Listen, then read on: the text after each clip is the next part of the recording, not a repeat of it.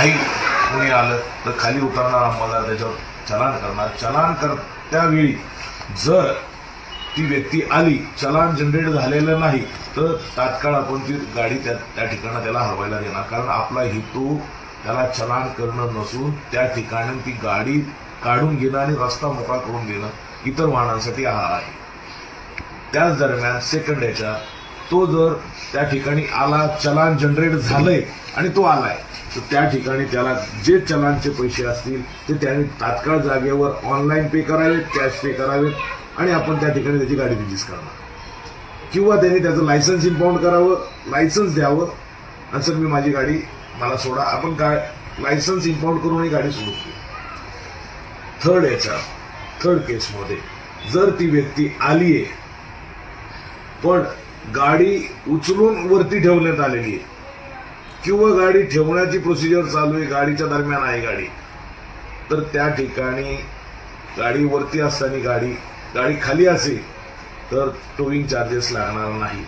पण गाडी जर टोविंगच्या गाडीवर क्रेनवर ठेवण्यात आलेली असेल तर त्याला 200 रुपये टोविंग चार्ज द्यावा लागेल.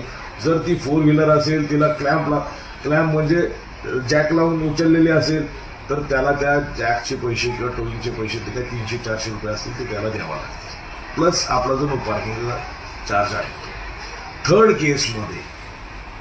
फोर्थ केसमध्ये जर ती व्यक्ती रस्त्याने त्याला दिसतंय की त्याची गाडी टोविंग करत चाललेली, तर त्याच वेळेस त्या इन्चार्जला सांगून सर याच्यात माझी गाडी आहे, मला गाडी माझी द्या अशी विनंती केल्यानंतर आपण त्या क्षणी त्याची गाडी त्याने टोविंग चार्जेस आणि चलानचे जे काय चार्जेस आहेत ते भरल्यानंतर त्या क्षणी त्याच जागेवर आपण त्याची गाडी परत देणार आहोत.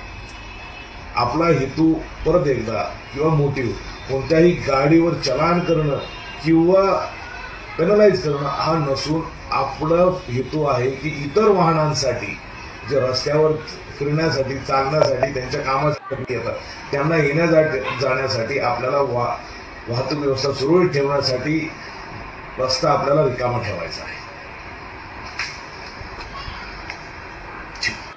त्यात फ्रंट आणि बॅक दोन्ही सीट